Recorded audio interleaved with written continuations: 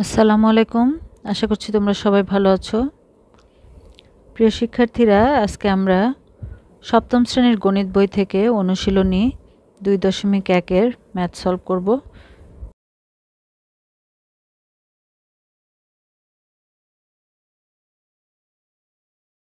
এর আগের ভিডিওতে আমরা এই 4 নাম্বার পর্যন্ত কমপ্লিট করেছিলাম।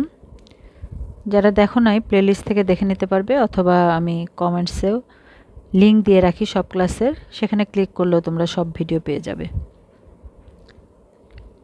আজকে আমরা 5 নাম্বারটা দেখে নেই, চলো। 15 কেজি চালের দাম 600 টাকা হলে এরূপ 25 কেজি চালের দাম কত? এটা যেহেতু অনুপাত সমানুপাতের চ্যাপ্টার, আমাদের কিন্তু সবগুলো ম্যাথই এই অনুপাত এবং সমানুপাতের মাধ্যমে করতে হবে। তো এখানে দেখো 15 কেজি চালের দাম 600 টাকা, তাহলে চাল যখন বাড়বে 25 কেজি, সেই অনুপাতে আমাদের টাকাও কিন্তু বাড়বে। তাহলে আমরা দেখো চালের রেশিও আর টাকার সাথে দামের রেশিও এভাবে ধরে আমরা বের করব। তো এখানে কিন্তু আমরা 25 কেজি চালের দামটা ধরে নিতে পারি, যে 25 কেজি চালের দাম ধরে নেই এক্স বা ক, যে কোনো কিছু ধরে নিতে পারি। আবার তোমরা যদি সরাসরি লিখতে চাও যে 25 কেজি চালের দাম, সেটাও লেখা যাবে।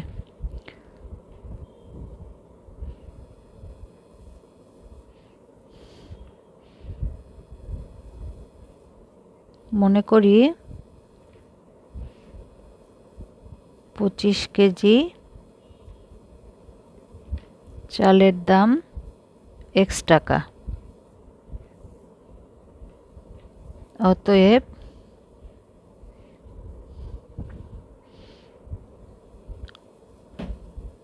চালের পরিমাণের অনুপাত ইকুয়াল টু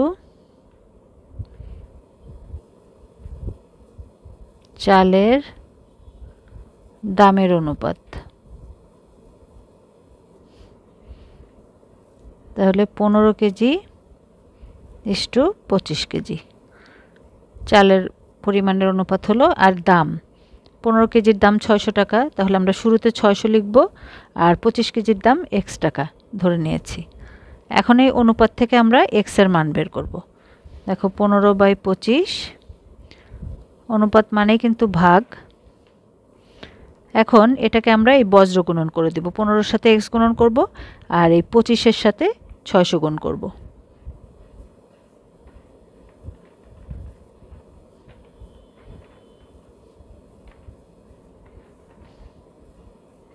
তাহলে এক্স ইকুয়াল টু 600 গুণন 25/15। দেখো 3×5 = 15, 5×5 = 25, আর 3 দিয়ে 600-কে কাটলে 200, তার মানে 1000। অতএব 1000 টাকা কিন্তু আমরা পেয়ে গেলাম। তাহলে 25 কেজি চালের দাম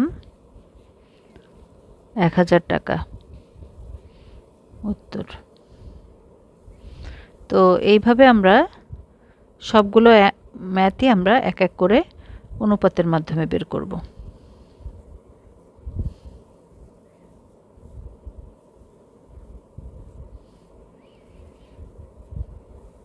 যারা তোমরা অলরেডি সাবস্ক্রাইব করেছো তাদেরকে অনেক ধন্যবাদ, আর যারা এখনও সাবস্ক্রাইব করোনি চট করে সাবস্ক্রাইব করে ফেলো। এবার আমরা 6 নাম্বারটা দেখে নিই। একটি গার্মেন্টস ফ্যাক্টরিতে দৈনিক 550টি শার্ট তৈরি হয়। ওই ফ্যাক্টরিতে একই হারে এক সপ্তাহে কতটি শার্ট হয়? এগুলো কিন্তু আমরা চাইলে ঐকিক নিয়মে ইজিলি বের করতে পারি, কিন্তু এটা যেহেতু আমি আবারও বলছি, যেহেতু অনুপাত সমানুপাতের চ্যাপ্টার, সেজন্য আমাদেরকে কিন্তু অনুপাত সমানুপাতের মাধ্যমে বের করতে হবে। তো এখানে দেখো, এখানে আছে দৈনিক, মানে একদিনে এতগুলো শার্ট হয়, আর এখানে এক সপ্তাহ। তাহলে দুইটাকে কিন্তু আমাদের একই রকম করতে হবে, যেহেতু এটা একদিন আছে, তাহলে এক সপ্তাহকে আমরা দিনে কনভার্ট করে নেব, মানে এক সপ্তাহ মানে 7 দিন। তাহলে 7 দিনে কয়টি শার্ট হয়?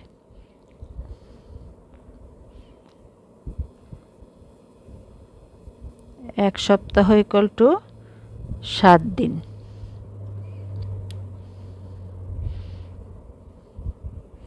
তাহলে আমরা কি বলতে পারি? দেখো এখানে একদিনে যদি এতগুলো শার্ট উৎপন্ন হয় তাহলে 7 দিনে কি হবে? উৎপাদনের হার বাড়বে না? দিন যত বাড়বে তত কিন্তু শার্টের পরিমাণও বাড়বে সেই অনুপাতে। তাহলে আমরা কি বলতে পারি? দিনের অনুপাত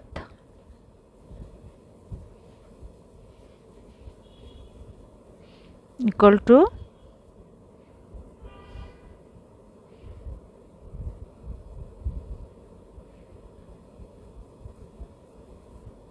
শার্টের অনুপাত। তাহলে দিন দেখো প্রথম দিন ছিল 1 দিনের সাথে 7 দিনের অনুপাত। তাহলে একদিনে হয় প্রথমে আমরা লিখব 550 আর এক সপ্তাহে কত হয়? তাহলে এটা আমরা ইস্টু দেখো আমি এটা ধরি নাই যেহেতু, তাহলে আমি এটা 7 দিনের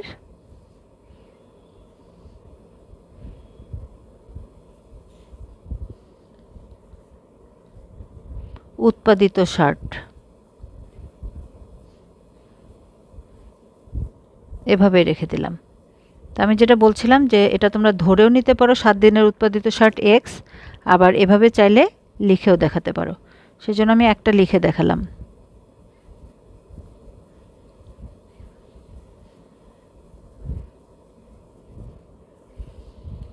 তাহলে এবার একইভাবে কিন্তু দেখো এটাকে আমরা ক্রস মাল্টিপ্লিকেশন করব, মানে বজ্র গুণন, মানে আড়াআড়ি গুণ, এটার সাথে এটা, এটার সাথে এটা। এটা সব সময় কিন্তু করা যায় যে কোনো এই ধরনের সমাধানে। তাহলে 1 গুণন 7 দিনের উৎপাদিত শার্ট ইকুয়াল টু 550 গুণন 7। অতএব একের সাথে গুণ দিলে তো এটাই হবে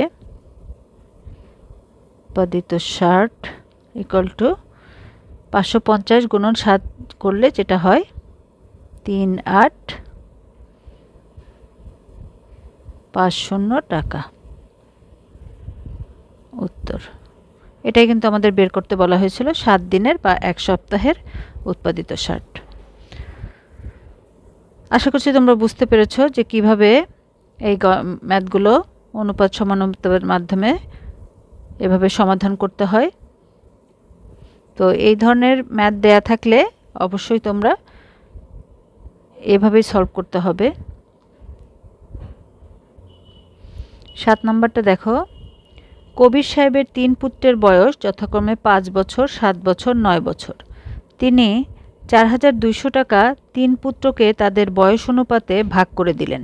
কে কত টাকা পাবে? তো এই ধরনের যখন বয়স দেয়া থাকে এবং বয়স অনুপাতে কোনো কিছু ভাগ করতে বলা হয় তখন কিন্তু আমরা যেটা করব সেটা হলো এই যে বয়সগুলো, এই বয়স অনুযায়ী কিন্তু তারা টাকা পাবে। তাহলে এই বয়সের সমষ্টি বের করব আমরা, কত বছর টোটাল। 5, 7 আর 9 এটা আমরা যোগ করব। যোগ করে আমরা যত পাবো, দেখো এই যে 42-এর তত টাকা পাবে। যোগ করে কত পাবো? সাপোজ মনে করো 21 হলো যোগ করে, তাহলে 21-এর 5 ভাগ, এই যে 5 বছর মানে 5 ভাগ পাবে। 21-এর 5 ভাগ পাবে কত টাকার? 4200 টাকার। ঠিক আছে। আবার আরেক পুত্র কত পাবে? 21-এর 7 ভাগ। আরেকজন পাবে কত? 21 ভাগের 9 ভাগ। ঠিক আছে। টোটাল ভাগ হলো এই সবগুলো যোগ করলে যত হয় তত ভাগ হবে টাকাটা। তত ভাগের 5 ভাগ পাবে একজন, 7 ভাগ পাবে একজন, 9 ভাগ পাবে একজন এই টাকাটার। তাহলে আমরা এভাবে কিন্তু অনুপাতের মাধ্যমে সবগুলো বের করে নিতে পারবো।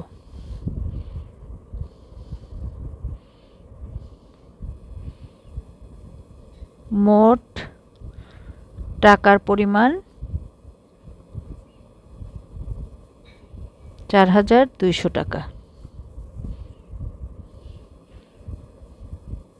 3 পুত্রের বয়সের অনুপাত 5:7:9।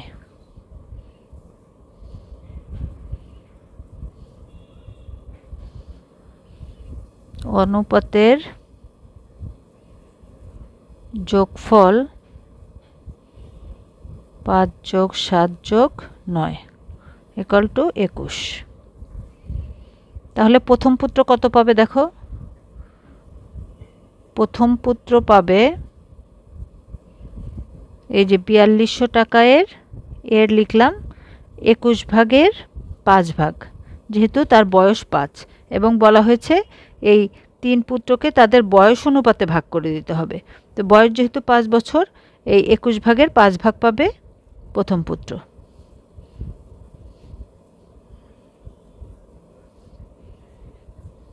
তাহলে এখানে 200, তাহলে 5 দুগুণে 10, 1000 টাকা। দ্বিতীয় পুত্র পাবে একইভাবে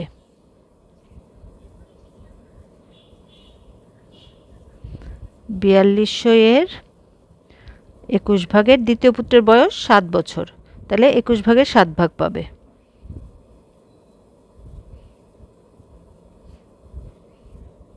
কাটাকাটি করো, তাহলে 7 দুগুণে 14, 1400 টাকা। এখন তো বুঝতেই পারছো তৃতীয় পুত্র কিভাবে পাবে।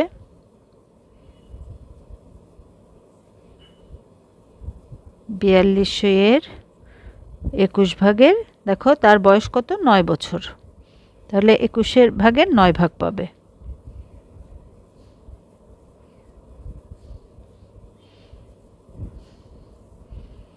নয় দুগুণে 18, 1800 টাকা। তাহলে উত্তর আমরা সিরিয়ালি লিখে নিতে পারি, 1000 টাকা, 1400 টাকা,